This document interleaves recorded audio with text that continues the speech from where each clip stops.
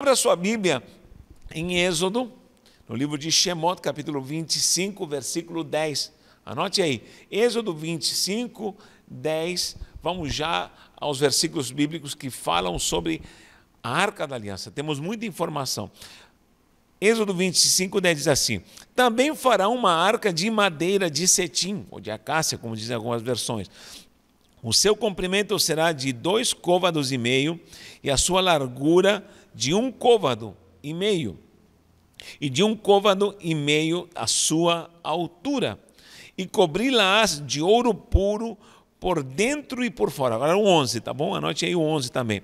E cobri-las de ouro puro por dentro e por fora, a cobrirás, e farás sobre ela uma coroa de ouro ao redor.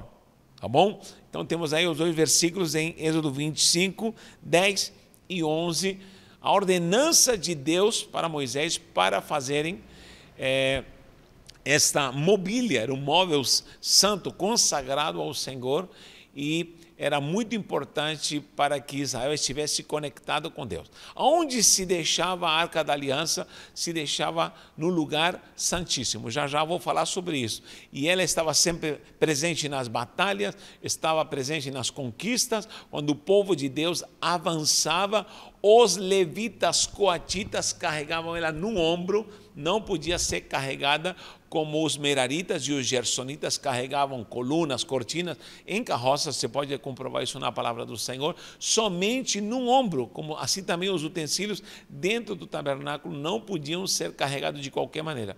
Lembra quando Deus mata Uzá, porque de fato a arca não estava sendo carregada de uma maneira correta. Tá bom? Como era feita essa arca, ou de que foi feita? Era feita de madeira de cetim, que seria também acácia, e coberta toda com ouro. Era um móvel muito lindo, muito precioso. Você já deve ter visto uma imagem sobre a Arca da Aliança. Era bom colocar uma imagem da Arca da Aliança e como esta arca preciosa estava sendo levada com tanta reverência e compromisso diante do Senhor. Olha só, por que a Arca da Aliança, ou a Arca do Testemunho, era, primeiro, de cetim? Poderia ser qualquer madeira, né? Porque era feita de duas coisas, tanto de madeira como de ouro. Primeiro, a madeira de cetim. A própria madeira simboliza a humanidade de Cristo. E o ouro simboliza a realeza, a deidade do próprio Jesus Cristo. Então, a própria arca, como muitos utensílios e o próprio tabernáculo simbolizam, tipificam a pessoa de Cristo, a Arca da Aliança também representa o próprio Cristo. Então, tudo que é madeira e ouro simboliza a humanidade de Cristo, a madeira, e o ouro, a deidade, porque Jesus era 100% homem e 100% Deus. Mas por que de acácia? Não poderia ser qualquer madeira. Não, Senhor, sabe por quê? Porque qualquer madeira não suportaria a alta temperatura do ouro derretido. Olha só, há uma característica nessa madeira nobre, madeira de cetim, que ela tem uma oleosidade. Ela é coberta por uma oleosidade. Isso faz, em primeiro lugar, que ela aguente muitas temperaturas. Ela dura muito, é uma madeira muito nobre. E, além disso, é uma madeira que não se destrói com a umidade, não entra cupim, não entra traça. É uma madeira nobríssima. Tem uma oleosidade, e essa madeira, ela faz com que o ouro derretido em cima dela, ela não se queima. Você pode provar, qualquer metal derretido, qualquer ferro aquecido ao vermelho vivo, se você encosta na madeira, ele vai derreter, vai queimar a madeira, e ao mesmo tempo, se em massa for feito no móvel, esse móvel vai literalmente pegar fogo, vai se acender. Agora com o cetim não, com a madeira de acácia não. Por quê? Porque ela tem uma virtude logicamente feita pelo Criador, que faz com que ela aguente alta temperatura. Imagine forrar essa arca todinha, essa mobília com ouro, e ela prevalecer. Aleluia, isso traz a essência sobrenatural de uma humanidade nobre de Cristo. Jesus passou pela prova, o próprio Jó disse, o Senhor me provará e eu sairei como ouro, ou seja, a prova do ouro queimado significa ser depurado pela deidade, pela santidade de Deus. Quando você passa pela prova, você é capaz de aguentar esse ouro, esse fogo que derrete o ouro, e agora, jogado em cima da arca, significa, ou da própria madeira de cetim, com a qual era feita a arca, significa estar aprovado diante de Deus. Jesus passou a maior prova, as maiores provas quando estava vivo, e a maior prova foi quando ele foi entregue, e quando ele foi crucificado, e bebeu o cálice da ira de Deus, e se entregou por você e por mim, ele foi aprovado, ele venceu, e ele está na glória, e ele está no meu coração, no seu coração, porque nós somos vencedores, e hoje em Cristo, na sua natureza, nós somos aprovados e aprovados em nome de Jesus. Creia nisso. E em você, na sua natureza, reina a natureza de Cristo, da santidade, e em você também está na natureza do ouro, da realeza, da deidade, você é de Cristo Jesus. Então glorifique e exalte o nome do Senhor. Olha que interessante. Essa arca, chamada Arca da Aliança, como nós vemos aqui temos em hebraico a palavra, isso aqui é arca, Aron. Aron é arca. Arca. Certo? Aron. Aleph, Resh, Vav, que atua como O, com a pontuação para O, com esse pontinho fica como O. E o Nun final. É Aron, só que aparece de duas maneiras, tanto como para Haberit e Haedut, em Números 10, 33. Pode confirmar ali. Procura Números 10, 33. O que diz em Números 10, 33? Você pode anotar esse versículo porque é muito importante. Números 10, 33 fala sobre a arca, o título Arca da Aliança, porque nem em todo lugar aparece como Arca da Aliança, vai aparecer como a Arca do Concerto ou Arca do Testemunho. Então, em Números, capítulo 10, versículo 33, está escrito claramente: assim partiram do monte do Senhor, caminho de 3 dias, e a arca da aliança do Senhor. Outra parte fala do concerto, mas quando aparece Haberit, Brit, lembra de Brit Hadashah, Novo Testamento, nova aliança? Então, Haberit significa da aliança. Aron Haberit, então se escreve, transliterando ficaria Aron Haberit, a arca da aliança. E também em Êxodo 26, 34, anote aí, Êxodo 26, 34, nós vamos encontrar também a arca do testemunho, não somente de uma aliança, mas do testemunho. Diz assim, em Êxodo 26, 33, pendurarás o véu debaixo dos colchetes, e ali, perdão, vou ler novamente, pendurarás o véu debaixo dos colchetes e meterás a arca do testemunho ali dentro do véu. E esse véu vos fará separação entre o santuário e o lugar santíssimo. E o 34 que nós vamos ler diz, e porás a coberta do propiciatório sobre a arca do testemunho, 33 e 34, no lugar santíssimo. Já vamos entrar no lugar santíssimo. Então, temos Haberit, da aliança, Haedut, que é do testemunho. Essa palavra Edut, eu gosto muito dela porque aparece muito quando se fala dos testemunhos do Senhor. O Salmo 119 fala muito de Edut, que seria o testemunho do Senhor, que é a própria palavra. Então, é a arca da aliança e do testemunho. Então, nós vemos que Israel conservava a aliança com Deus, e a própria palavra, o testemunho de Deus estava ali fiel com o seu povo, ao ponto de, quando estava presente a arca, a coluna de fumaça aparecia e guiava o seu povo como um GPS. E agora à noite, imaginem, do tabernáculo sair uma coluna de fogo até os céus, que iluminava tudo, os aquecia e os guiava durante a noite. É algo fantástico, glorioso, que só Deus podia estar fazendo com o seu povo. Como falei, somente os coatitas podiam carregá-la nos seus ombros, significa pessoas de compromisso. Só pessoas de compromisso, de hombridade, podem ter aliança e dar testemunho da palavra do Senhor. Em cima da arca havia um propiciatório. Esse propiciatório era a tampa e ele tinha dois querubins. Essa palavra queruve, nem vou escrever em hebraico, mas vou transliterá-la, queruve. Muita gente fala querube, mas não é querube com B, porque é escrito com vete. Kof, resh, vav, vou escrever aqui, já que estou falando. Kof, resh, vav e queruve. Não tem pontuação aqui, passa a ser vete. Kaf, resh, vav, que atua como u, vav, e vet. Vet, a diferença de bet, vet. Quando se fala Aleph, Bet, Vet, aparecem duas letras, então é Vet. Queruve. Não há uma tradução certa para queruve. O que é queruve? Pode ser falar guardião, aquele que cobre. Está falando como também inocência, muitos traduzem como a inocência de uma criança, pureza de uma criança, isso é queruvim. Agora, queruvim, vou escrever aqui, ó, queruvim. Você sabe que queruv é aquele que cobre, inocência, podemos dizer que é pureza, enfim, guardião, há muitas traduções, só que in é plural, ou seja, queruvim é uma palavra já colocada em plural.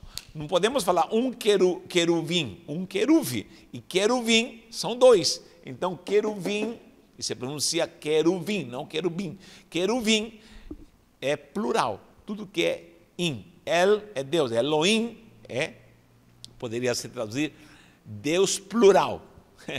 A prova mais gloriosa, quando diz façamos homem, desçamos, está apresentando-se a pluralidade de um Deus Pai, Filho e Espírito Santo para quem crê nesse Deus glorioso. Então, nós temos aqui querube. Esse querube eram dois seres que chamam de malak, que seriam os anjos que estariam ali com suas asas em cima da arca, zelando ou trazendo a propiciação, ou estando ali desenhados, né, porque foram desenhados, foram talhados, imaginem no ouro ali como seria essa obra gloriosa e preciosa, estavam cobrindo, por isso eles são aqueles que cobrem, os guardiões.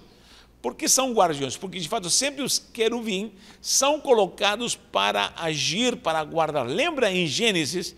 Abra sua Bíblia, anote aí, Gênesis 3:24.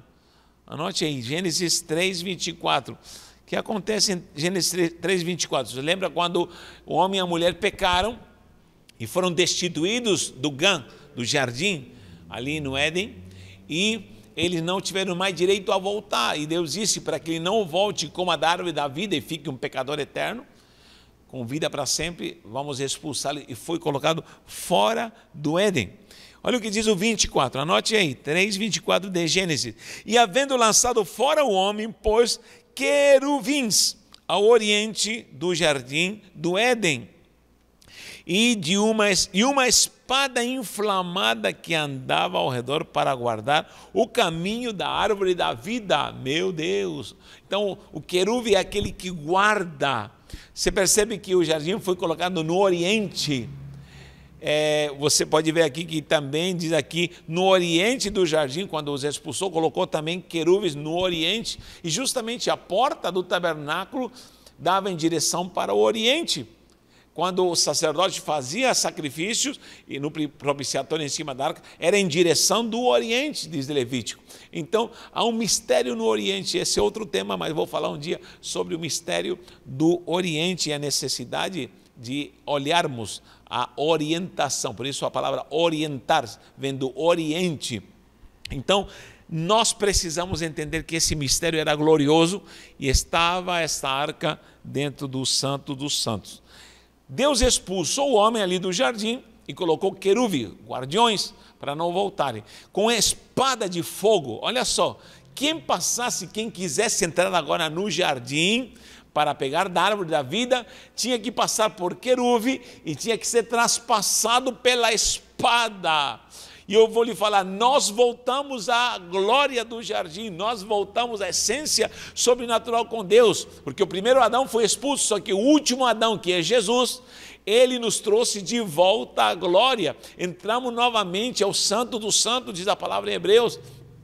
Quem é esse segundo Adão? Jesus Cristo. Só que ele foi transpassado. Repito, os querubim vigiavam com uma espada flamejante. Quem quisesse passar de volta, tinha que passar pela espada. O próprio salmista diz, eu fui traspassado por uma espada. Jesus foi traspassado por uma espada, mas ele abriu o caminho de volta e disse, eu vou adentrar novamente com o meu povo. Então, esses querubins simbolizavam em cima da arca o zelo de Deus de estar vigiando nessa conexão de santidade, mas não era para todos. Agora, em Jesus, ele entra no Santo dos Santos, Jesus é transpassado pela espada, e olha lá, ligado a Gênesis 3:24, quando a espada flamejante proíbe a entrada na árvore da vida, e nós adentramos com ele, temos direito à árvore da vida com Yeshua HaMashiach. Gente, isso é glorioso demais, isso é precioso.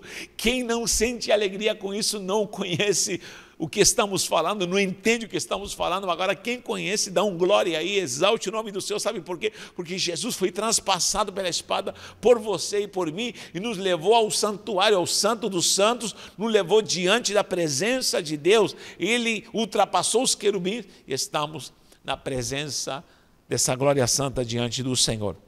Ok? Então, entendeu o propiciatório e os querubins que estavam ali. O lugar santíssimo, logicamente, vai simbolizar a presença de Deus, ou o trono de Deus, ou o lugar de glória de Deus. Kodesh HaKodashim, isso é Santo dos Santos. Kodesh, vou colocar aqui, Kodesh HaKodashim. Para quem não sabe, anote aí, eu tiro um print. Kodesh, Santo dos Santos. Kodashim, Shin é plural. Você pode falar, não é Kadosh, então, existem várias palavras. É Kadosh, Kadesh, Kiddush, Kodesh, Kodashim, tudo isso significa, se refere à santidade, à consagração, à separação, tudo que é separado. Kodesh HaKodashim é o lugar do santo. Então, quando Deus em Cristo nos traz de volta para o santuário, ou Cristo nos leva ao santuário e nos leva ao Kodesh HaKodashim, ao último degrau de santidade diante do Senhor. Querido, você está nas regiões celestiais com Cristo, eu estou nas regiões celestiais com Cristo, estamos em Cristo e estamos diante da presença de Deus no Santo dos Santos, como diz a palavra do Senhor. Muito bem. Somente o sacerdote, o sumo sacerdote, podia entrar para ver a arca, para estar ali com a arca no Santo dos Santos. É lógico que na caminhada todo mundo vinha à arca, todo mundo estava na arca, mas quando se manifestava a glória de Deus, só o sumo sacerdote. O que ele iria fazer? O que ele iria fazer dentro do Santo dos Santos? O que ele iria fazer? Diz a palavra que existia um dia chamado Yom Kippur, vou anotar aqui. Meu Deus, onde podemos anotar? Eita glória, anote isso aqui, Yom Kippur. Essa festa é celebrada até hoje, Yom Kippur. Yom é dia, Kippur, dia de santidade, o dia da expiação. Você vai encontrar isso em Levítico, anote aí Levítico 16, abra aí sua Bíblia, em Levítico 16. Levítico 16 fala quando o sumo sacerdote, Kohen Gadol é o sumo sacerdote. Ele matava o bode, você sabe a história do bode expiatório que é enviado para o deserto, essa é uma aula à parte, e com o sangue desse bode, que era sacrificado, ele entrava no Santo do Santo, também entrava com incenso, enfim, mas havia uma parte que ele entrava com o sangue do bode. No versículo 14, anote aí por favor, Levítico 16, 14 diz, e tomará sangue do novilho no seu dedo e espargirá sobre a face do propiciatório para a banda do oriente, olha o oriente aí novamente, e perante o propiciatório espargirá 7 vezes com o sangue com seu dedo. Olha só, o dedo polegar sempre estará simbolizando compromisso, ação, e ele santificava aquele lugar derramando sangue ali na arca, no propiciatório, no lugar onde era a tampa. Essa tampa é chamada de Hakaporetz, que seria o lugar onde havia propiciação, ou um lugar onde havia expiação. Se você lê, também anote aí, por favor, Levítico 16, 15, diz, depois decolará o bode, primeiro o novilho, depois o bode da oferta pela expiação, que será para o povo, era o sacrifício feito anualmente. E trará o seu sangue para dentro do véu, olha aí, já era dentro do véu, no lugar santíssimo, e fará com o seu sangue como fez com o sangue do novilho, e espargirá sobre o propiciatório perante a face do propiciatório. Aí vai fazer expiação. Leia isso em Levítico 16, é muito lindo e muito simbólico. Você vai ver como o sacerdote derramava sangue. Meu Deus, a pergunta é assim, se somente o sumo sacerdote podia entrar no Santo dos Santos, uma vez por ano, e depois ele tinha que sair, porque ele não ficava lá dentro. Lógico, ficava tudo cheio de sangue, mas é aí o mistério, eis aí o mistério. Quando a presença de Deus, a glória, o cavalo, lembra do cavalo? A glória de Deus descia, sabe, a glória consumia, o cavalo consumia todo o sangue, ali no lugar de santidade. Então o que acontecia? Pá, vinha a glória de Deus, imagine ali, o sangue espargido, tudo ensanguentado. Isso não podia apodrecer se o sacerdote ficasse ali no meio do deserto, mesmo dentro da tenda, dentro do Santo dos Santos, porque era uma tenda física. Se deixasse esquecido lá, isso iria apodrecer, ia dar mau cheiro, com certeza. Mas não acontecia isso, por quê? Porque descia a glória e consumia todo o sangue, pá, varria e deixava tudo limpo, deixava o ouro limpo, deixava tudo limpésimo. E a glória do Senhor se manifestava, e a glória da nuvem e do fogo se manifestava durante a noite. De dia a nuvem e à noite o fogo. Então ali estava a presença de Deus. Isso é muito maravilhoso. Se nós cremos que Cristo morreu por nós, Ele se tornou o nosso sacrifício, Ele derramou o seu sangue.